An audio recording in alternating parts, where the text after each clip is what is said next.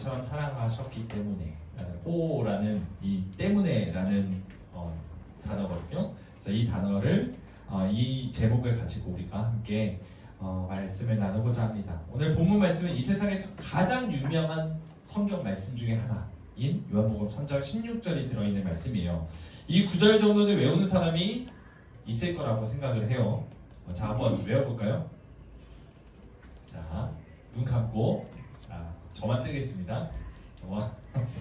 자, 시작! 하나님이 세상을 이처럼 사랑하사 독생자를 주셨으니 이는 그를 믿는 자마다 멸망하지 않고 영생을 얻게 하려 하시니라.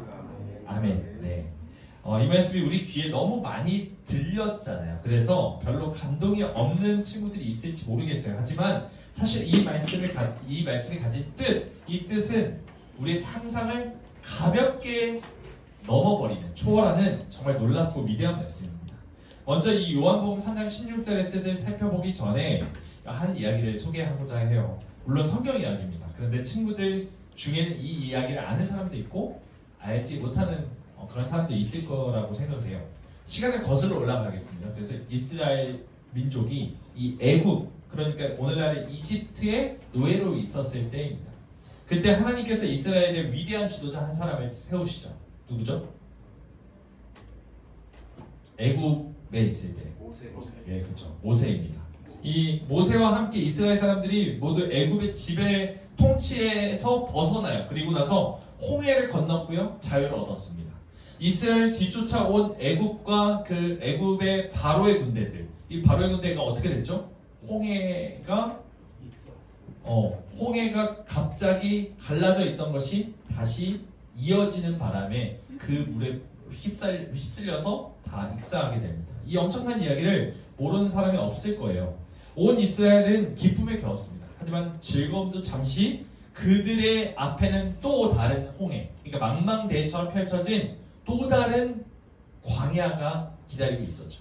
마실 물도 없고 기후는 열악해요. 그래서 낮에는 타는 듯이 덥고요. 그리고 밤에는 엄청나게 춥다고 합니다. 먹을 것도 마땅치 않은 환경이죠. 오직 하나님만 의지해야만 살 수 있는 환경이었어요. 하나님이 이런 이스라엘의 형편을 다 아셔서 낮에는 무슨 기둥? 구름 기둥. 열을 가려야 되니까요. 그리고 밤에는 불 기둥으로 함께 하셨죠. 만나와 메추라기도 주셨어요. 그래서 먹을 것을 주시고 물이 없을 때는 광야에서 반석을 쳐서 흘러나오게까지 하셨습니다. 이 모든 것은 놀라운 기적이었어요. 말로는 설명할 수 없는 일이 매일같이 일어나는 곳이 바로 이 광야였죠. 그런데 이스라엘 백성들이 여기서 큰 실수를 범합니다. 사람들이 하나님과 모세를 향해서 원망을 하기 시작한 거예요. 지금까지 하나님께서 보여주신 이 놀라운 기적들을 다 경험했음에도 불구하고 그들은 여전히 하나님을 원망하고 있어요. 거기서 이스라엘 백성들이 이렇게 불평을 합니다. 민수기 21장 5절 말씀 함께 읽어보겠습니다. 민수기 21장 5절 말씀 함께 읽어볼까요? 시작! 어찌하여 우리를 애굽에서 인도에 내어 이 광야에서 죽게 하는가? 이곳에는 먹을 것도 없고 물도 없도다. 우리 마음이 이 하찮은 음식을 싫어합니다. 네. 여기서 지금 하찮은 음식이라고 말하는 이 음식 뭘까요? 아는 사람? 윤호. 만나. 맞아요. 또 하나. 메추라기. 만나와 메추라기 누가 주신 거죠? 하나님이 주신 거예요. 기적적으로 주신 그 음식을 뭐라고 지금 표현하고 있어요? 찬타라고 표현하고 있죠. 이런 배은망덕한 사람들이 있나요? 노예 신분에서 자신들을 구출해서 자유자의 신분을 주셨어요.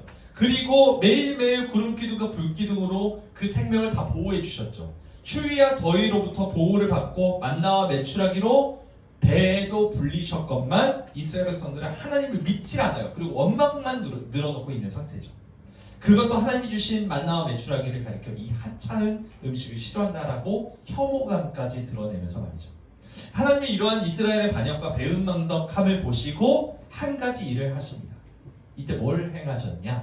불뱀을 보내신 거예요. 수많은 불뱀들이 이스라엘 진영으로 들어갑니다. 그리고 이스라엘 사람들 닥치는 대로 다 물기 시작했어요. 불뱀의 독은 치명적입니다. 이때 불뱀은 뭐 활활 타오르는 뱀 뭐 이런 게 아니에요. 이 독사를 말합니다. 이래서 이 독이 치명적이어서 얼마 가지 않아서 사람들이 다 독에 중독되어 죽어가고 있죠. 사람들이 하나 둘씩 죽어나가자 그제서야 이스라엘 백성들이 정신을 차리면서 하나님의 이름을 부르짖기 시작합니다. 제발 도와주십시오. 그러면서 이렇게 말합니다. 우리가 여호와와 당신을 향하여 모세를 향하여 원망함으로 범죄하였사오니 여호와께 기도하여 이 뱀들을 우리에게서 떠나게 하소서라고 이스라엘 백성들이 이 장로들과 방백들이 다 모세에게 나와서 제발 도와주십시오. 살려주십시오. 이렇게 말을 합니다. 그러면서 하나님께 기도해 주셔서 이 일이 다 없게 해주세요. 다시 이 일이 떠나게 해주십시오. 이렇게 말하죠. 모세는 그 즉시 하나님께 기도를 드립니다. 그리고 하나님이 모세에게 응답하셨죠. 뭐라고 했을까요? 뭐라고 했죠? 놋뱀을 만들어라. 이렇게 말합니다. 그런데 이 놋뱀을 만들려고 한 것이 아니라 불뱀을 만들려고 말씀하셨어요. 불뱀을 만들어서 장대 위에 높이 들게 하라. 이렇게 말씀하셨거든요. 그래서 놋으로 불뱀의 형상을 만든 거예요. 그래서 이런 느낌으로 만들었던 것이죠. 이처럼 모세는 불뱀 모양을 본뜬 놋으로 된 뱀을 만들어서 장대 위에 높이 답니다. 그리고 그 놋뱀을 본 사람은 어떻게 됐어요? 어떻게 됐죠? 죽지 않고 살아났어요. 그리고 뱀을 보지 않은 사람들은 어떻게 됐어요? 다 죽었죠. 참 희한한 이야기이지 않아요? 놋으로 만든 뱀 모양의 형상을 보기만 하면 죽음에서 벗어나 생명을 얻게 된다? 이 말이 조금 이상하잖아요. 사실 이 놋뱀 자체는 중요한 것이 아니죠.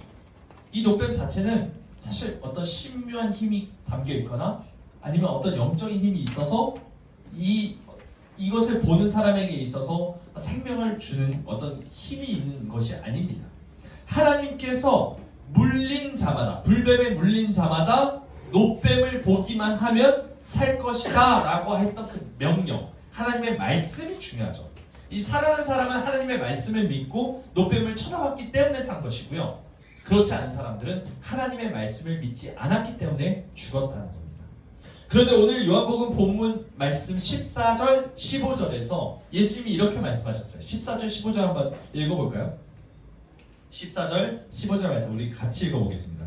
우리 주영이도 같이 읽어주세요. 시작! 모세가 광야에서 뱀을 들고 같이 인자도 들려야 하니 이는 그를 믿는 자마다 영생을 얻게 하려 하심이라. 아멘. 이것은 놋뱀이 장대 위에 높이 달렸던 것처럼 예수님도 장대 위에 높이 달려야 한다는 말씀을 하고 계신 거예요.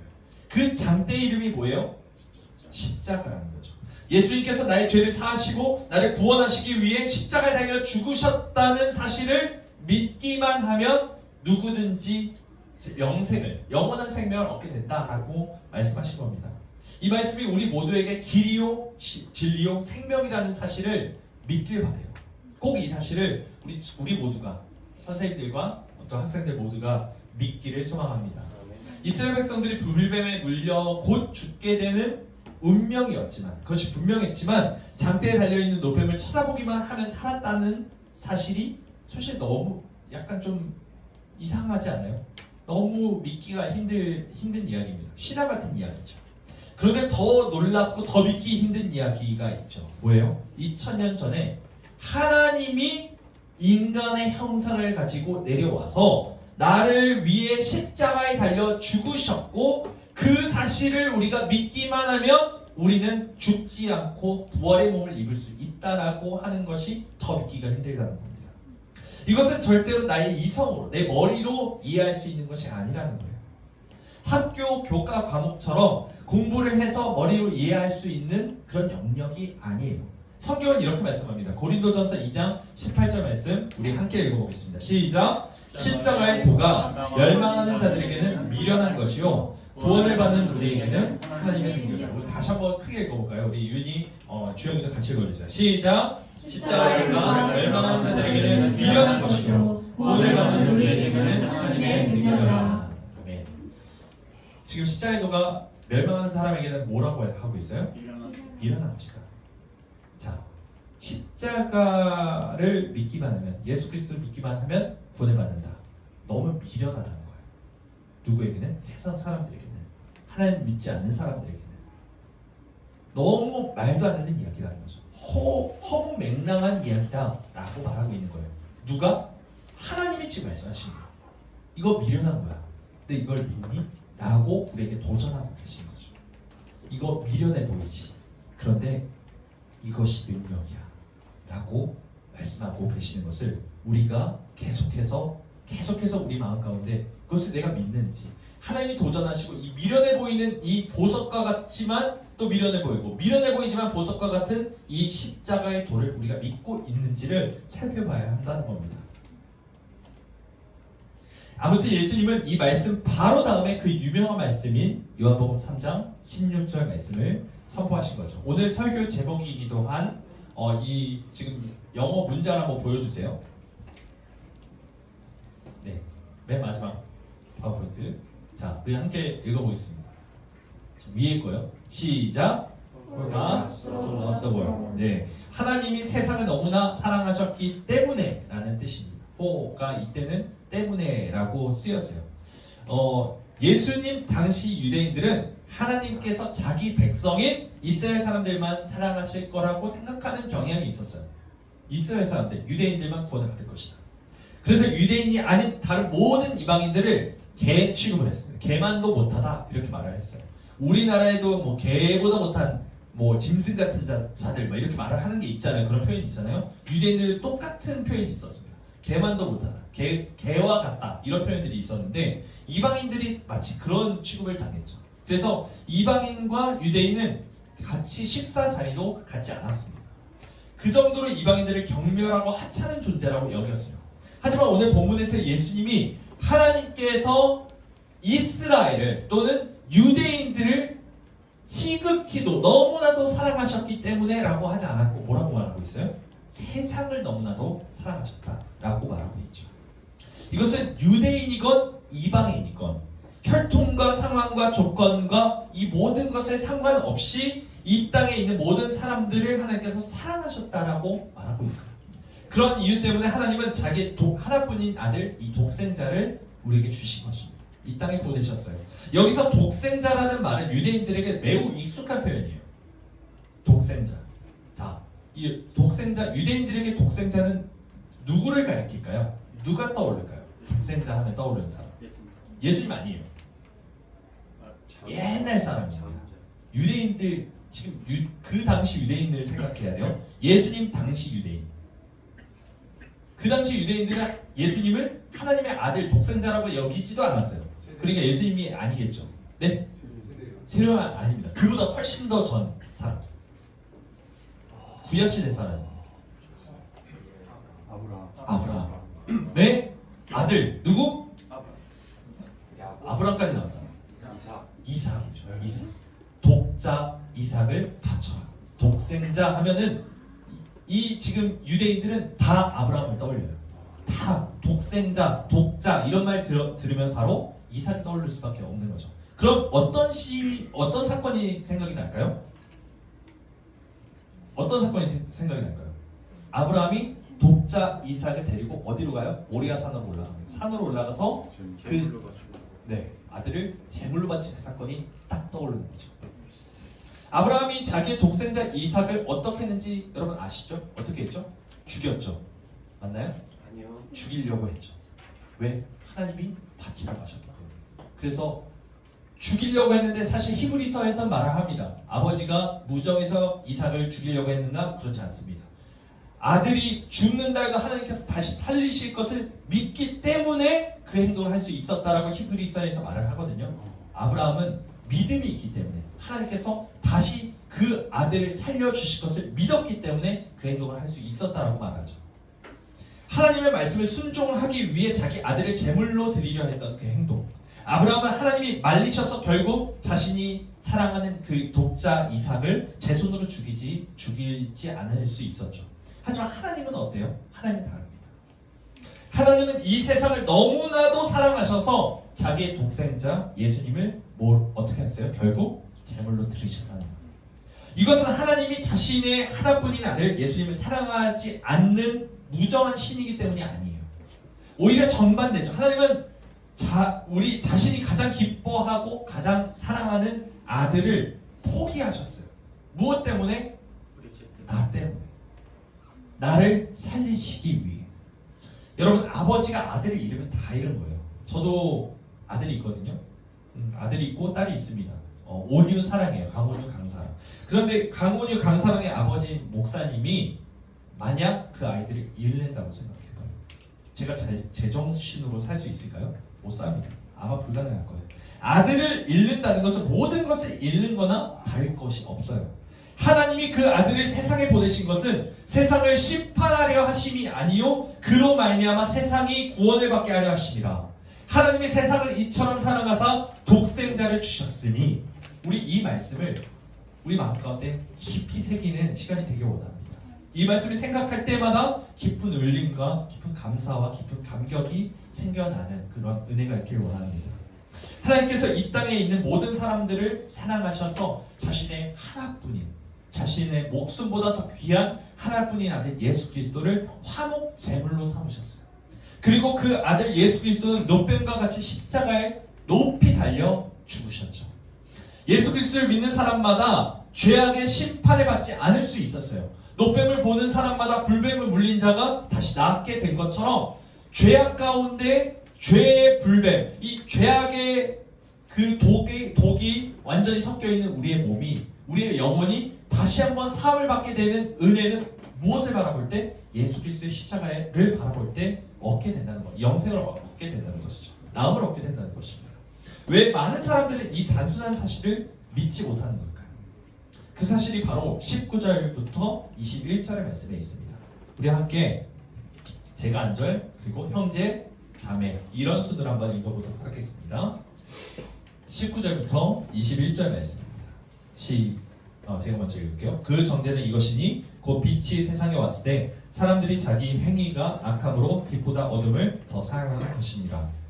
악을 행하는 자마다 빛을 잃어하여 스스로 오지 아니하니 이는 그 행위가 드러날까 하며 진리를 따르는 자는 빛으로 오나니 이는 그 행위가 하나님 안에서 행한 것임을 하나님이라 하시니라. 아멘. 사람들이 예수 그리스도를 믿지 않는 이유 뭐예요? 뭐죠? 자신의 행위가 악하기 때문이죠. 죄인이기 때문이라는 겁니다. 내 행동이 빛보다 어둠에 있는 것이 더 좋다고 생각해서 이 내 행동이 빛이 비춰지면은 다 까발려질 거라는 두려움이 있기 때문이에요. 나의 모습이 선명하게 드러나고 내 모든 추악함과 더러움이 다 드러나게 되는 것이 두려운 거예요. 그래서 빛으로 나아갈 수가 없어요. 내가 너무 더럽기 때문에. 그리고 그냥 더러운 그 웅덩이 계속 있고 싶어서 라고 성경은 말하고 있는 겁니다. 그래서 그들은 진리를 알기를 거부해요. 여러분 혹시 매트릭스라는 옛날 영화 아세요? 거기서 빨간 약과 파란 약을 주면서 주인공에게 이렇게 말합니다. 빨간 약과 파란 약이 있어. 너는 여기서 선택할 수 있어.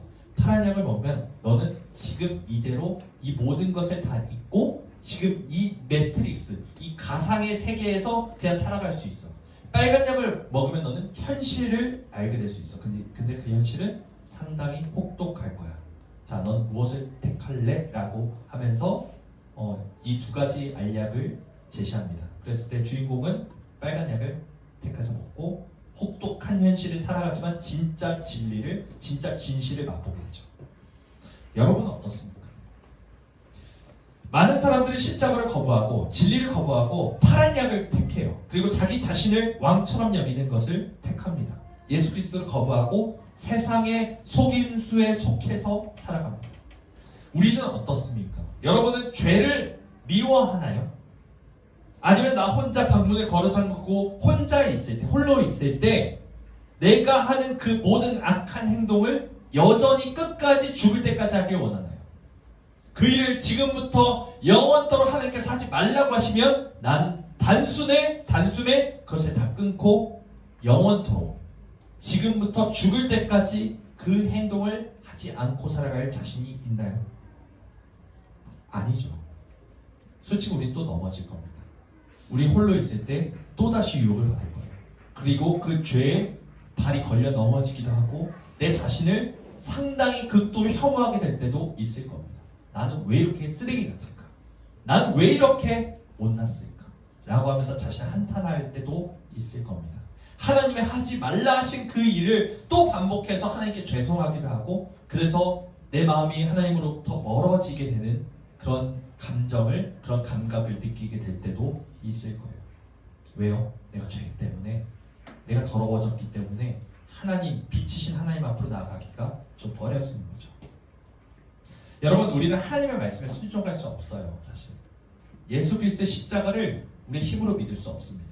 지금 여기에 있는 모두가, 저나 장로님, 안수 집사님, 선생님들 다 포함해서 모두가 내 힘으로, 내 이성으로, 내 합리적 판단으로 예수님 믿을 사람 없어요. 누군가가 전도를 했다든지, 그냥 아무 이유 없이 교회에 나오게 됐다든지, 어떤 정말 사고와 같은 이벤트로 인해서 이 교회에 나오게 됐고, 그리고 우연치 않게 그렇게 이 자리에 나와서 예수님을 만나게 되고 영접하게 되고 주님을 찬양하게 되는 일이 일어난 것 뿐입니다. 내 힘이 아니었어요. 내 능력이 아니었어요. 내 공로가 없습니다.